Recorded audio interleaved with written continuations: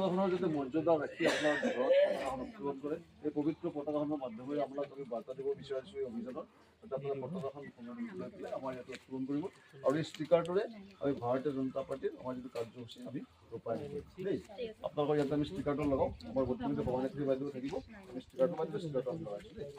এইখিনিয়ে ক'ব লগা আপোনালোক সকলোকে দেই।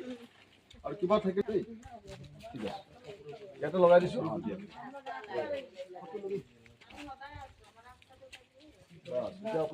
ভাৰতীয় জনতা পাৰ্টীৰ এজন কাৰ্যকৰ্তা, আমাৰ প্ৰথম পৰিচিতি হৈছে দলৰ কাৰ্যকৰ্তা। জীৱনৰ শেষটো দিনলৈকে আমি দলৰ কাৰ্যকৰ্তা হিচাপে পৰিচিতি যাতে আমাৰ অক্ষুণ্ণ থাকে তাৰ কাৰণে সদায় চেষ্টা কৰি আছোঁ। আৰু এজন কাৰ্যকৰ্তাই ঘৰলৈ যোৱাটো এটা আমাৰ দৈনন্দিন কাৰ্যসূচী। ইতিমধ্যে ভাৰতীয় জনতা পাৰ্টীয়ে আমাৰ বুথ বিজয় অভিযান কাৰ্যসূচী এটা হাতত লৈছে, আৰু সেই কাৰ্যসূচীটো সফল ৰূপায়ণৰ কাৰণে আমি প্ৰত্যেকজন কাৰ্যকৰ্তাই অহোপুৰুষাৰ্থ চেষ্টা কৰি আহিছোঁ। ভাৰতীয় জনতা পাৰ্টীয়ে টিকেট দিয়া নিদিয়া সেইবোৰ পিছৰ কথা, কিন্তু আমি কাৰ্যকৰ্তা হিচাপে যিটো কাৰ্যকৰ্তাৰ ধৰ্ম আৰু কৰ্তব্য সেইখিনি কৰিবলৈহে আমি দলৰ কাৰ্যকৰ্তাসকলৰ ওচৰলৈকে আহিছোঁ। আৰু আমি দেখিছোঁ যে এই অঞ্চলৰ যিখিনি ৰাইজ, সেই ৰাইজখিনিয়ে ভাৰতীয় জনতা পাৰ্টীক আঁকোৱালি লৈছে। আজি আমি উন্নয়নৰ ফালৰ পৰা যদি চাওঁ, আপোনালোকে নিজেও দেখিবলৈ পাইছে, ইয়াতে আমাৰ জল জীৱনৰ পানী আমি পাইছোঁ, ৰাস্তা ঘাট আমাৰ ইয়াতে খুব সুন্দৰভাৱে হৈছে, বিভিন্ন আঁচনিৰ আওতাত জনসাধাৰণ উপকৃত হৈছে। কিন্তু আমি ভাবোঁ যে ভাৰতীয় জনতা পাৰ্টীয়ে যিখিনি নীতি লক্ষ্য লৈ পেলাই সমাজখনত কাম কৰাৰ প্ৰয়াস কৰিছিলে, সেই ক্ষেত্ৰত দলৰ সংগঠনটো এটা সুনিৰ্দিষ্ট ভূমিকা এটা গ্ৰহণ কৰি আহিছে। আৰু আমাৰ এই যিটো সংগঠন, সেই সংগঠনটোৰ শক্তি সদায় যাতে অটুট থাকে তাৰ কাৰণে আমি সদায় চেষ্টা কৰোঁ। আৰু তাৰ কাৰণে যিখিনি ইন্ধন যোগাব লাগে, সেই ইন্ধনটো হৈছে আমাৰ ভাৰতীয় জনতা পাৰ্টীৰ নীতি আৰু আদৰ্শ। আমি জানো যে একাত্ম মানৱতাবাদীৰ দৰ্শনেৰে আমাৰ দলটো উদ্ভাসিত হৈছে, আৰু সেই একাত্ম মানৱতাবাদৰ দৰ্শনৰ আধাৰত সমাজৰ শেষৰজন ব্যক্তিয়ে যাতে উন্নয়ন কৰিব পৰা যায়, তাৰ কাৰণে সংগঠনটোৱে কি কাৰ্যসূচী হাতত লয়, সেইখিনি কথা আমি এজন নীৰৱ কাৰ্যকৰ্তা হিচাপে বা আমি কাৰ্যকৰ্তা হিচাপে সদায় তাৰ দৈনন্দিন আমি এইবোৰ কাম কৰি আছোঁ। যে আজিও আমি তাৰ অংশ হিচাপে দিছপুৰ সমষ্টিৰ এই ৱাৰ্ডটোত এই বুথবিলাকত আমি এনেকৈ গৈছোঁ, আমাৰ বুথ বিজয় অভিযানৰ এটা লক্ষ্য আৰু উদ্দেশ্য লৈ পেলাই। আৰু আমি জনসাধাৰণৰ যিখিনি এই ক্ষেত্ৰত সহযোগিতা পাইছোঁ বা সমৰ্থন পাইছোঁ, সেই সমৰ্থন নিশ্চিতভাৱে মাননীয় প্ৰধানমন্ত্ৰী ডাঙৰীয়াৰ বলিষ্ঠ নেতৃত্ব, মুখ্যমন্ত্ৰী মহোদয়ৰ যি বলিষ্ঠ নেতৃত্ব, তাৰ প্ৰতি জনসাধাৰণৰ সমৰ্থন বুলি আমি গণ্য কৰোঁ। যিসকল কেণ্ডিডেটে ভাৰতীয় জনতা পাৰ্টীৰ পৰা বিভিন্ন সমষ্টিত প্ৰাৰ্থিত্ব আবেদন কৰিছে প্ৰাৰ্থিত্বৰ বাবে, সকলোৰে মুখত কিন্তু এটা কথা দেখা যায় যে দেশ প্ৰথম, পাৰ্টি ছেকেণ্ড আৰু চেল্ফ লাভ, এই যিটো মূল মন্ত্ৰ আপোনালোকৰ, সেই মূল মন্ত্ৰলৈ আপোনালোক আটাইকে মানে এইটো আদৰ্শ আচলতে দেখা গৈছে সকলোৰে মাজত। আচলতে এইটো এটা শুভ লক্ষণ। আৰু বেলেগ পাৰ্টিৰ লগত আপোনালোকৰ কেনেকুৱা ধৰণৰ? চাওক, ভাৰতীয় জনতা পাৰ্টি আজিৰ দৃষ্টিত যদি আপুনি চাই, আপোনালোক সকলোৱে জানে যে এটা ব্যতিক্ৰম ৰাজনৈতিক দল, আজি পৃথিৱীৰ ভিতৰত এটা সৰ্ববৃহৎ ৰাজনৈতিক দল। আৰু সেই ৰাজনৈতিক দলটোৰ যিটো শক্তি আৰু আধাৰ, সেইটো হৈছে দলটোৰ মূল মন্ত্ৰ হৈছে আমাৰ দলৰ দৰ্শন। সেই দৰ্শনতে কোৱা হৈছে একাত্ম মানৱতাবাদৰ কথা। এই দলটোৰ আমাৰ উদ্দেশ্যতে কোৱা হৈছে আমাৰ অন্ত্যোদয়ৰ কথা। তাৰ অৰ্থই সেইটো যে অন্তত শেষত থকাজনৰ বিকাশ হ'লেহে আমাৰ সমগ্ৰ সমাজখনৰ বিকাশ হ'ব।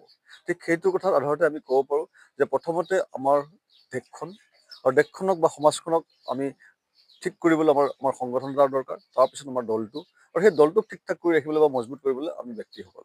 গতিকে আমি তেনেকৈও ক'ব পাৰোঁ যে ব্যক্তিসকল আমি শেষত, প্ৰথমতে আমাৰ সমাজখন, তাৰপিছত দেশখন, তাৰপিছত আমি কাৰ্যকৰ্তা হ'লে আমি দলটোক সংগঠিত কৰোঁ, আৰু দলটোৱে আমাৰ সমাজখনক সংস্কাৰ বা অন্যান্য যিখিনি বিকাশৰ কাৰ্যসূচী হাতত লয় তাৰ ক্ষেত্ৰত দলটোৱে অৰিহণা আগবঢ়ায়। আপুনি জানে যে আমাৰ দিছপুৰ সমষ্টিত আমাৰ 3টা মণ্ডল আছে। সেই 3টা মণ্ডলৰ আমাৰ যিমানবোৰ বুথ আছে, সকলোতো আমি ব্যক্তিগতভাৱে কৰিব নোৱাৰোঁ।